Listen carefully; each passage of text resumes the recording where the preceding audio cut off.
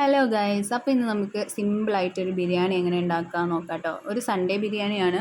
നമ്മൾ വീട്ടിൽ എന്തൊക്കെ ഇൻഗ്രീഡിയൻസ് ആണോ ഉള്ളത് അത് മാത്രം വെച്ചിട്ട് നമ്മൾ ഉണ്ടാക്കുകയാണ് കേട്ടോ. അപ്പോൾ നമ്മൾ എണ്ണ ഒഴിച്ചിട്ടുണ്ട്, പിന്നെ അതിലേക്ക് നെയ്യ് ഇട്ടിട്ടുണ്ട്. നെയ്യ് ഇടുന്ന സമയത്ത് കുറച്ചും കൂടി നല്ല ഫ്ലേവർ ഇറങ്ങും കേട്ടോ. പിന്നെ നമ്മളെ കയ്യിലുള്ള സ്പൈസസ് എന്തൊക്കെയാണോ എന്ന് വെച്ചാൽ അതിടുക. എൻ്റെ കയ്യിൽ ഏലക്ക ഉണ്ടായിരുന്നില്ല, ഏലക്ക ഒഴികെ ബാക്കിയുള്ള സംഭവങ്ങളും ഞാൻ കുറച്ചായിട്ട് ഇട്ടിട്ടുണ്ട്. പട്ട, ഗ്രാമ്പൂ, ജീരകം, വലിയ ജീരകം, അങ്ങനെയുള്ള സാധനങ്ങൾ. പിന്നെ ഞാനതിലേക്ക് ചെറിയ ഉള്ളി, വെളുത്തുള്ളി, പിന്നെ ഇഞ്ചി, ഇതൊക്കെ ചതച്ചത് ഞാൻ ഇട്ട് കൊടുത്തിട്ടുണ്ട് കേട്ടോ. ഇതൊക്കെ ചതച്ചിട്ടാണ് ഇട്ട് കൊടുത്തിട്ടുള്ളത്, മിക്സിയിൽ അരച്ചിട്ടല്ല. പിന്നെ അതൊക്കെ ഒന്ന് വഴഞ്ഞ് വരുന്ന സമയത്ത് സവാള ചേർത്ത് കൊടുത്തിട്ടുണ്ട്. അപ്പോൾ സവാള നന്നായിട്ട് വഴറ്റിയിട്ട് വരാം. പിന്നെ എന്താ, നമ്മളെ വീട്ടിലുള്ള സാധനങ്ങൾ മാത്രം വെച്ചിട്ടാട്ടോ നമ്മൾ ഉണ്ടാക്കുന്നത്. അങ്ങനെ വേറെ സാധനങ്ങളൊന്നും ആഡ് ചെയ്യുന്നില്ല. ഒരു പക്ക ഒതൻറ്റിക് ബിരിയാണി എന്നൊന്നും ഞാൻ പറയില്ല, പക്ഷേ ഒരു simple and healthy and tasty ബിരിയാണിയാണ് കേട്ടോ. അപ്പോൾ നമ്മൾ സവാള നന്നായിട്ട് വഴറ്റി കൊടുക്കുക. ഈ ബിരിയാണി ഇഷ്ടമുണ്ടാവാത്തവരായിട്ട് ആരും ഉണ്ടാവില്ല അല്ലേ. ഒരുവിധം എല്ലാവർക്കും ഇഷ്ടം, കഴിക്കാൻ വളരെ ഇഷ്ടമുള്ള ഫേവറേറ്റ് ഫുഡാണ് ബിരിയാണി ആയിരിക്കും. പിന്നെ ഞാനതിലേക്ക് ഒരു മാഗി ക്യൂബ് ഇട്ട് കൊടുത്തിട്ടുണ്ട്. ഇതെന്തിനാന്ന് വെച്ചാൽ ഒന്നും കൂടി ആ ചിക്കനൊക്കെ നല്ലോണം ഫ്ലേവർ കിട്ടാൻ വേണ്ടിയിട്ട് ഇട്ടതാണ് കേട്ടോ. സാധാരണ ഇതൊക്കെ മന്തി ഉണ്ടാക്കുമ്പോഴാണ് ഇടുക, പക്ഷേ ഒരു വെറൈറ്റി ആയിക്കോട്ടെ എന്ന് കരുതി ഞാൻ ഇട്ടതാണ് മാഗി ക്യൂബ്. അപ്പോൾ നല്ലോണം ഫ്ലേവറൊക്കെ അതിലേക്ക് നന്നായി ഇറങ്ങും. പിന്നെ അതൊക്കെ ഒന്ന് സോഫ്റ്റായിട്ട് വരാൻ വേണ്ടി നമ്മൾ നന്നായി അടച്ച് വെച്ചു, വേവിച്ചു. പിന്നെ കറിവേപ്പില ഇട്ടു, അതിനുശേഷം നമ്മൾ തക്കാളി ഇട്ടു. ഇതൊക്കെ സാധാരണ എല്ലാവർക്കും അറിയാവുന്ന കാര്യം തന്നെയായിരിക്കും അല്ലേ ബിരിയാണി ഉണ്ടാക്കുമ്പോൾ. ഞാനിത് സ്പെഷ്യലായിട്ട് പറഞ്ഞു തരേണ്ട ആവശ്യമൊന്നും ഉണ്ടാവില്ല. എന്നാലും നമുക്കൊരു തുടക്കക്കാർക്ക് ഇപ്പോൾ സിമ്പിളായിട്ട് ഇപ്പോൾ വീട്ടിലിപ്പോൾ ബിരിയാണി ഉണ്ടാക്കാൻ ഇങ്ങനെ സാധനങ്ങളൊന്നും ഇല്ലെങ്കിൽ കൂടെ നമുക്ക് എങ്ങനെ തട്ടിക്കൂട്ടാം എന്നുള്ളതും കൂടെയാണ് ഞാൻ പറയുന്നത്.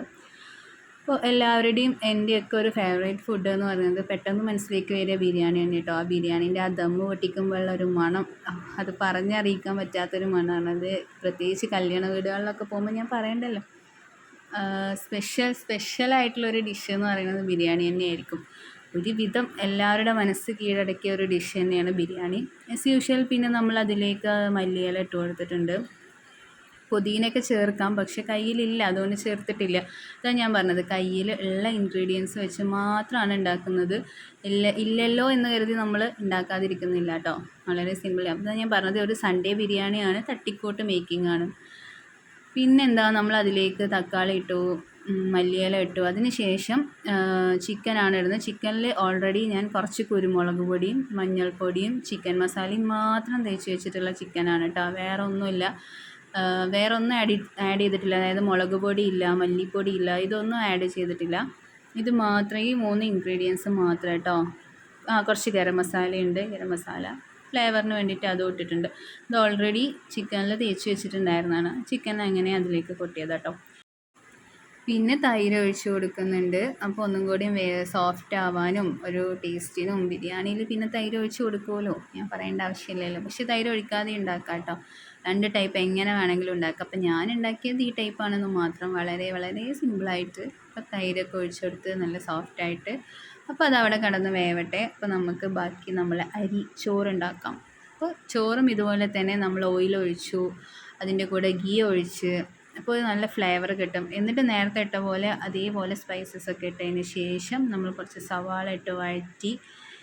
അങ്ങനെ സവാള നന്നായിട്ട് വഴഞ്ഞ് വരുമ്പോൾ ഞാനൊരു കാര്യം മറന്നുപോയി ഗൈസ്, വെളുത്തുള്ളി ഇഞ്ചി ഇടാൻ. ഫൈനലി ഞാനത് ഇടുന്നുണ്ട്. പിന്നെ ക്യാരറ്റ് ഇട്ടു, കറിവേപ്പില ഇട്ടു, മല്ലിയില ഇട്ടു. പക്ഷെ ഇതൊക്കെ ഓൾറെഡി വഴറ്റുന്ന സമയത്ത് തന്നെ ഇടണമായിരുന്നു. ഞാൻ ഇഞ്ചി വെളുത്തുള്ളി ഇടാൻ മറന്നുപോയി ഗൈസ്. പാത്രത്തിൽ അടച്ച് വെച്ചത് തുറക്കാൻ മറന്നുപോയി. പിന്നെ ഞാൻ വെള്ളം ഒഴിച്ചു കൊടുത്തു. പിന്നെന്താ, നാരങ്ങ നീര് ഒഴിച്ചു. അങ്ങനെ അത് കുക്കായി വരാൻ വേണ്ടി നമ്മൾ വെയിറ്റ് ചെയ്യണം കേട്ടോ. ഇനി അതിലാവശ്യത്തിന് ഉപ്പൊക്കെ ചേർത്ത് നമ്മൾ വെയിറ്റ് ചെയ്യണം, അത് റെഡിയായി വരട്ടെ. അതുവരെ ഈ ഒരു ടൈമിലാണ് പെട്ടെന്ന് എനിക്ക് ഓർമ്മ വന്നത് ചിക്കൻ ഇളക്കണം എന്നുള്ളത്. അപ്പോൾ ചിക്കൻ അടിക്ക് പിടിക്കാതെ നമ്മൾ ഇളക്കി കൊടുക്കുക. അപ്പോൾ ചിക്കൻ്റെ കാര്യം അവിടെ സെറ്റാവുന്നുണ്ട്. ഒരേ ടൈമിൽ തന്നെ രണ്ടും ഉണ്ടാക്കിയിട്ടുണ്ടെന്നുണ്ടെങ്കിൽ നമുക്ക് ഒരുമിച്ച് തന്നെ അത് വെന്ത് കിട്ടാനും അതുപോലെ തന്നെ അത് ദമ്മ് ചെയ്യാനും വളരെയധികം ഈസി ആയിരിക്കും. പിന്നെ നമ്മൾ കഴുകി കുതിർത്തി വെച്ചിട്ടുള്ള ബിരിയാണി റൈസ് ഇട്ട് കൊടുത്തിട്ടുണ്ട്. ഇനിയിപ്പോൾ ഇതാ ഇങ്ങനെ സെറ്റായി വന്നിട്ടുണ്ട്. ചോറൊക്കെ ഓൾറെഡി നല്ലോണം വേവെന്ന് വെച്ചാൽ ഒരു 90% വെന്തിട്ടുണ്ട് കേട്ടോ. ഇനി നമ്മൾ ദമ്മിടുമ്പോൾ ബാക്കി അങ്ങനെ സെറ്റായിക്കോളും. ആ ഒരു ടൈമിൽ ഞാൻ ഇഞ്ചി വെളുത്തുള്ളി ചേർത്തിട്ടുണ്ടായിരുന്നു റൈസിൽ. പക്ഷെ അതിവിടെ കാണിക്കാൻ വീഡിയോ എടുക്കാൻ ഞാൻ മറന്നുപോയി. പിന്നെ നമ്മൾ സാധാ പോലെ ലെയർ ആക്കുന്നൊന്നുമില്ല, നേരെ ചിക്കൻ്റെ മുകളിൽ ഈ ചോറങ്ങ് കൊട്ടി കൊടുക്കുകയാണ് കേട്ടോ. ചോറ് കൊട്ടി കൊടുത്തിട്ട് നമ്മളിതെല്ലാം കൂടെ സെറ്റാക്കാൻ പോകണം. അപ്പോൾ അങ്ങനെ ചോറൊക്കെ കൊട്ടി കൊടുത്തുകൊണ്ടിരിക്കുന്നുണ്ട്. ചോറ് വെന്ത പോലെ, ഇതിൽ കുറച്ച് കൂടുതൽ വെന്ത പോലെ തോന്നുന്നത്, പക്ഷെ അത്ര വെന്തിട്ടൊന്നുമില്ല, 90% ആണ് വെന്തിട്ടുള്ളൂ. പിന്നെ ഒരു ഫ്ലേവറിന് വേണ്ടിയിട്ട് ഇടയ്ക്കൊക്കെ ഞാൻ നെയ്യും ചേർക്കുന്നുണ്ട് കേട്ടോ. കാരണം എന്താണെന്ന് വെച്ചാൽ അപ്പോൾ റൈസിനൊരു പ്രത്യേക സ്മെല്ലായിരിക്കും, അതിനൊക്കെ വേണ്ടിയിട്ടാണ്. മല്ലിയില ഈ സംഭവങ്ങളൊക്കെ ചേർക്കുക. എൻ്റെ കയ്യിൽ പുതിനയൊന്നും ഉണ്ടായിരുന്നില്ല, അപ്പോൾ അതുകൊണ്ട് അത് ഞാൻ ഇട്ടിട്ടില്ല. പിന്നെ ബാക്കി റൈസും എല്ലാം ചേർത്ത് പിന്നെയും കുറച്ച് നെയ്യൊക്കെ ഒഴിച്ച് അങ്ങനെ നമ്മൾ ബിരിയാണീൻ്റെ പരിപാടിയൊക്കെ ഏകദേശം സെറ്റായിട്ടോ. നെയ്യൊക്കെ ഒഴിച്ച് മല്ലിയിലൊക്കെ വീണ്ടും റിപ്പീറ്റ് ചെയ്ത് അങ്ങനെ നമ്മൾ ഇനി ഇത് നന്നായിട്ട് മൂടി വെച്ചാൽ മാത്രം മതി. മൂടി വെച്ച് നമ്മൾ ചെറിയ തീയിൽ ഒരു 10 മിനിറ്റ് സ്ലോ കുക്കിംഗ് ചെയ്ത് കഴിഞ്ഞാൽ നമ്മളത് അടിപൊളിയായിട്ടുണ്ടാവും. അപ്പോൾ നമുക്ക് ഇനി നമ്മൾ ബിരിയാണി കുറച്ച് കഴിഞ്ഞതിന് ശേഷം തുറന്ന് നോക്കാം. അപ്പോൾ നമ്മൾ ബിരിയാണി ഇത് വളരെയധികം സെറ്റായിരിക്കുകയാണ്. അപ്പോൾ നമ്മൾ ബിരിയാണി റെഡിയാണ്. ഇനി നമ്മൾ ഈ മുകളിലെ റൈസ് നമ്മളൊരു പോട്ടിലേക്ക് മാറ്റുന്നുണ്ട് കേട്ടോ. നമ്മൾ ബിരിയാണി വെക്കുന്ന പോട്ടും ഒരുപാട് വലുതൊന്നുമല്ല, അപ്പോൾ അതിൽ ഒരുപാട് മിക്സ് ആക്കാനുള്ളതൊന്നും പറ്റില്ല കേട്ടോ. അപ്പോൾ ഞാൻ വേറെ ഒരു പാത്രത്തിലേക്ക് മുകളിൽ നിന്ന് റൈസ്, ഇപ്പോൾ ഇവിടെ ആകെ ബിരിയാണി മണമാണ് കേട്ടോ. കാരണം ഭയങ്കര സ്മെല്ലായിരിക്കും ഈ ബിരിയാണീൻ്റെ ഈ ദമ്മ് ഇങ്ങനെ തുറക്കുന്ന സമയത്ത്. ഞാൻ പറയേണ്ട ആവശ്യമില്ല, എല്ലാവർക്കും അറിയാം ഇതിനൊരു പ്രത്യേക സ്മെല്ലായിരിക്കും ഈ ഒരു സമയത്ത്. നമുക്കിങ്ങനെ കഴിക്കണം തോന്നുന്ന ഒരു മണം. ഇങ്ങനെ ഞാൻ ഓൾറെഡി ഇത് വേറൊരു പോട്ടിലേക്ക് തന്നെ കുറച്ച് റൈസൊക്കെ മുകളിൽ നിന്ന് മാറ്റി, പിന്നെ താഴെ കുറച്ച് ചിക്കൻ മാത്രം ഉണ്ട് കേട്ടോ. പിന്നെ ഇതിങ്ങനെ മിക്സാക്കി വെച്ചു. ഇനി നമുക്ക് വിളമ്പുന്ന സമയത്ത് രണ്ടും കൂടെ മിക്സ് ചെയ്ത് വിളമ്പാലോ.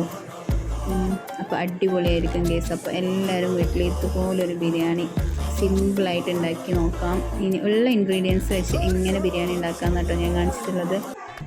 പിന്നെ ഞാൻ അതിലേക്കൊരു സാലഡും മേക്ക് ചെയ്തിട്ടുണ്ട്. വളരെ സിമ്പിളാണ്. ഡെക്കറേറ്റ് ചെയ്തൊന്നും അത്ര പോരാന്നറിയാം.